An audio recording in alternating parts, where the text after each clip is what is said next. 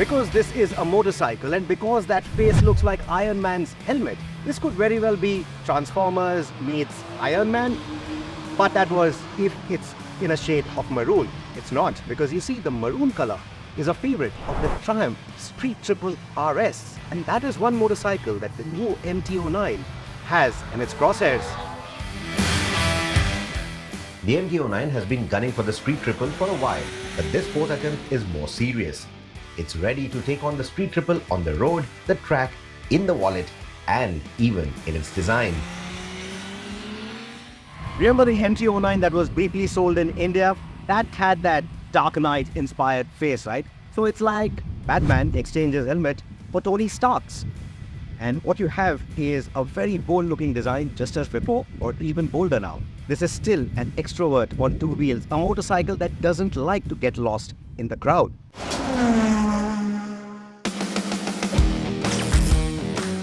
The MT-09 looks even better in black, fully embracing Yamaha's dark side of Japan. Its twin-eye LED headlights and minimalist bodywork give it a robotic, menacing stare, much more aggressive than the Street Triple's organic look. This bike isn't about refinement, it's raw and built to stand out. Yamaha kept the MT-09 focused on riding, avoiding unnecessary gadgets, but it's still packed with modern tech. The sharp TFT display, for example, provides all the essential info without clutter, perfectly matching the bike's minimalist design.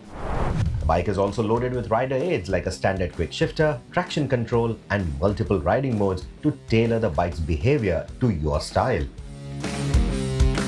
While the Street Triple RS may boast its track-ready electronics, the MT-09 feels like a toolkit for the urban jungle. However, our time on the Sodegawara racetrack outside of Tokyo showed that the MT-09 is just as explosive on the track. With a 6-axis IMU and fully adjustable KYB suspension, Yamaha has tuned the electronics to enhance, not interfere with the ride, making it perfect for those who prefer a street brawl over a calculated duel.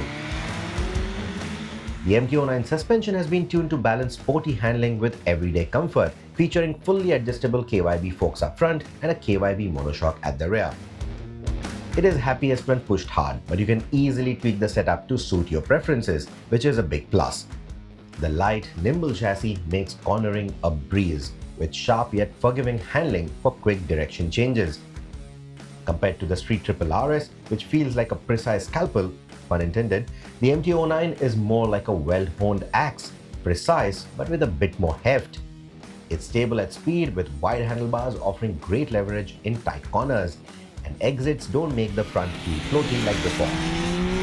The MT-09 feels planted and offers excellent feedback from both ends, making it a blast on winding roads, city streets, or even the racetrack. You heard me say track days, and if you want to do that often, you might just want to get the SP variant, that is if Yamaha India brings it to India, of course. The SP variant is going to get you better brakes and better suspension. And while that may not sound like much, out on the track, it makes a world of a difference. Like for example, on the racetrack that we are riding right now, there's a 100-meter marker down the start-finish straight. On the standard model, I have to brake a little earlier because the brakes also feel a little bit spongy when you are at speed and you put in a few laps. And the suspension, that also feels a little bit squishier when you really start pushing it hard. But just that suspension difference, just the stiffer suspension and those Stylema brakes on the SP, it just transforms the bike into a completely different beast. So while the standard can easily take on even the Street Triple RS, the SP is going to push the envelope further. The motorcycle is powered by Yamaha's 890cc CP3 engine, which is a gem. This triple-cylinder unit has always been a standout for Yamaha, and for 2024, it's been refined even further. It delivers 119 PS, which is 9 PS lesser than the Street Triple RS, but compensates with more torque. It's not just about the numbers though, it's about how they're delivered. The MT-09 packs its punch early, with power and torque kicking in from as low as 3500 RPM, making it a real powerhouse. The engine, it's called the Yamaha CP3. That's their tech speak for a 3-cylinder motor. And this is where I think Yamaha's acoustic engineers, because Yamaha loves doing sound, right? They have also gotten involved with the motor or the engineering department, because you see the exhaust has 2 ports. So that's like a stereo speaker system so that you can hear a deeper audio. And just so that you definitely hear that deeper audio, they've also done what looks like speakers right here on top of the tank that's going to aid the induction sound. So even with your helmet, even with your plugs on, you're still going to have a much deeper sound experience from the motorcycle. That just adds to the riding drama, doesn't it? Calling its power punchy is an understatement. The mid-range could knock the wind out of you if you're not careful. Unlike the R1 or the R6 engines, which feel more refined, the MT-09's engine feels like it has been raised on the streets. Brutal, unforgiving, and yet thrilling. More Dark Knight than Iron Man. The razor-sharp throttle response also makes it a joy to attack a series of bends. We love the Street Triple RS for its sophistication, how smooth it feels. Now, Japanese engines, they are supposed to feel even smoother, right? But there's a newfound Japanese aggression that you will notice with this motorcycle, and I say it in a really good way. This is a street fighter after all, but with the character of a triple and that kind of aggression, a newfound aggression like I mentioned, it's just a hoot to ride, whether you're out on the streets or even bringing it to a track day. The MT-09 has a mellower side too, the Y-AMT variant. This model features an automated manual transmission, yes AMT, eliminating the clutch lever and the gear selector, though Yamaha could have offered the latter as an accessory. The manual override gear selectors are conveniently placed on the handlebar, making CT riding easier. However, they're not too intuitive. The Y-AMT is all about convenience, no gear changes, rapid downshifts even under emergency braking, and the ability to negotiate tight sections without stalling. Yamaha claims the shifts are nearly as quick as the standard model's quick shifter, and we agree. A switch on the right handlebar lets you toggle between the MT and the AMT modes, with a D mode for city riding and D plus for more spirited riding. However, the Y-AMT is clearly aimed at casual riders who prioritize convenience over performance. On the track, it became evident that the AMT isn't suited for the spirited edge of the seat riding that this engine demands.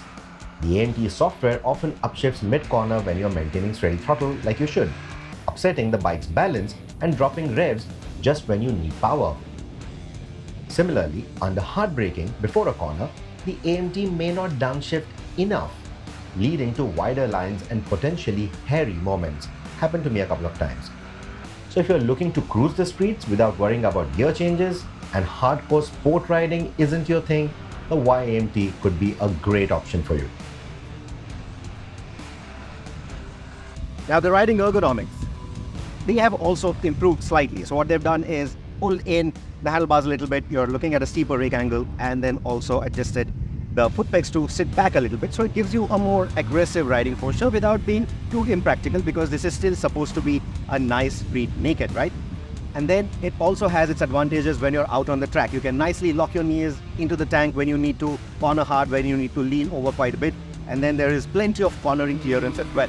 And whether you choose the standard or the SP, the suspension setup is actually quite good, and then you can also fine-tune it to your liking. The SP is just going to allow you to fine-tune it that bit further. So overall, in terms of the handling, whether it's out on the street, on your favorite mountain roads, or even on the racetrack, the MT-09 is a hoot to ride. So even if Yamaha India doesn't bring the SP variant to India, it's not going to be up at a finch, is what I'm saying right now. Maybe I'll change my thoughts when the bike launches back home in India. Now looking at the pricing of the R3, looking at the pricing of the previous MT-09 that was sold in India, I'm sure that this one is not going to be a budget option. But that's it. The kind of equipment it has, the way it looks, that beautiful sound, a beautiful engine, the way it performs out on the roads, even on the track, I think it's a wholesome package, and one that will carve out a niche for itself. Now, like I said, I love the Street Triple RS. I know many of you out there love too. But listen to me carefully when I say this. This actually sets a new benchmark, even though RS did that just last year. In conclusion, 2024 MT-09 isn't just a return to form for Yamaha. It's a statement. The dark night of the streets is back, ready to take on the best. Whether you're a seasoned rider looking for new thrills or someone who appreciates a well-crafted motorcycle, the MT-09 is worth your attention. It's not perfect, but that is part of its charm.